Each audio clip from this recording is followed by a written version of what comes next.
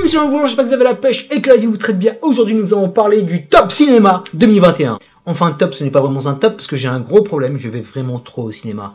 J'ai vu en tout et pour tout 166 films cette année et je pense que j'en ai oublié au passage. Et le gros problème quand tu vois cette quantité de films, c'est que t'en aimes trop et t'as pas envie de tous les éliminer sur un top 10. Donc cette année, je me permets de faire deux listes. Un top mentions honorables et un top 10 qui viendra plus tard. Donc mon Sarbi des Bois fonçant tête basse sur mes mentions honorables 2021.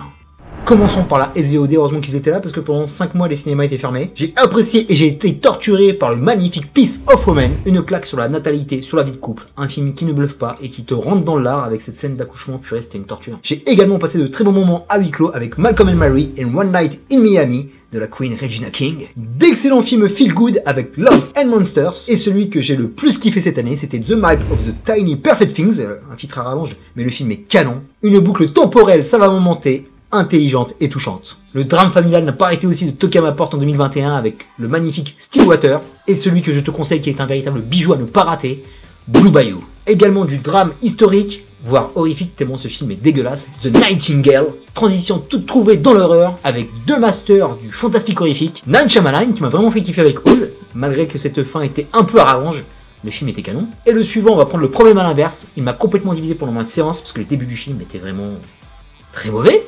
Mais purée, cette fin, elle est tellement galvanisante, malignante, c'était un truc de fou, James Wan. Et un autre qui touche les cimes de la perfection au niveau épouvante, La proie du nombre, une histoire de fantôme touchée par la grâce avec une mise en scène qui est impeccable. C'est super carré au niveau ambiance et suspense, mais par contre il lui manquait une fin pour être un peu plus haut chez Robert des Bois. Et un autre que j'ai classé en inclassable parce que j'arrive pas à saisir ce film, Possessor de Brandon Cronenberg qui marche sur les pas de son papa, un film de science-fiction nihiliste qui va te donner du grain à moudre et qui va te faire gerber, parce que le mec, tu connais les Cronenberg, s'il n'y a pas du body horror, c'est pas leur signature, et ici le découpage de corps humain est à gerber. Mais quel film! J'y remettrai pas les pieds par contre.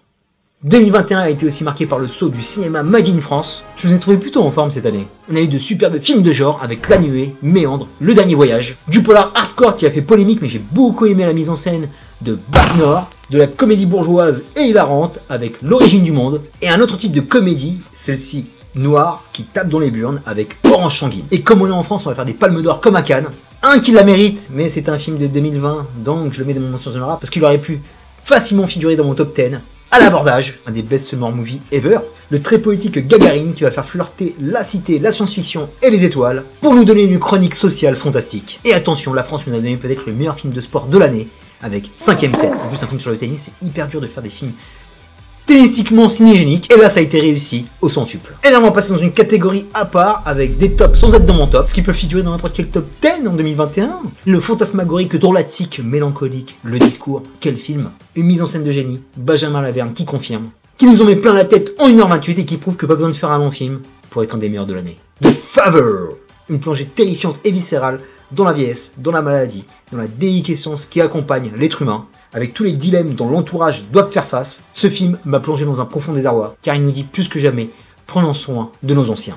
Last Night in Soho, Edgar Wright nous prouve encore une fois que c'est un des meilleurs cinéastes dans la place, avec selon moi un des plus beaux films esthétiquement de l'année. La boîte noire, où le cinéma français nous prouve qu'elle peut atteindre les cimes de l'excellence, avec un thriller époustouflant, saisissant de bout en bout, avec un Pierre Ninet qui confirme de film en film qu'il est un excellent acteur. The Suicide Squad, qui a fait plus que se suicider, nous a donné un film classe, bourré d'action, bourré d'humour, avec tellement d'émotions et de morceaux de bravoure, comme James Gunn sait le faire, quand il n'est pas la seule de Marvel Studios. Alors, deux films que j'ai vus récemment, ça me demande un petit peu de recul pour bien les analyser, pour bien les digérer, parce qu'il y a beaucoup d'informations par rapport à ces deux-là. Le premier, c'est Don't Look Up de Adam McKay. Le mec continue à tirer à boulet rouge sur l'Amérique, une satire à la fois hilarante et flippante, car elle nous montre l'inaction de nos gouvernements face à la crise, et aussi la bêtise humaine qui en découle. J'ai plutôt apprécié le voyage, mais j'ai trouvé quand même un manque d'équilibre par rapport à ses précédents films, parce que ça traite de plein de choses, dont certaines choses qu'on est en train de vivre en ce moment. Ça pose également beaucoup de questions, mais ça ne fait pas toujours mouche Adam McKay. Mais par contre, le final était archi émouvant, j'étais vraiment très ému. Je t'en dis pas plus si tu l'as pas maté, parce que j'ai failli lâcher ma larme.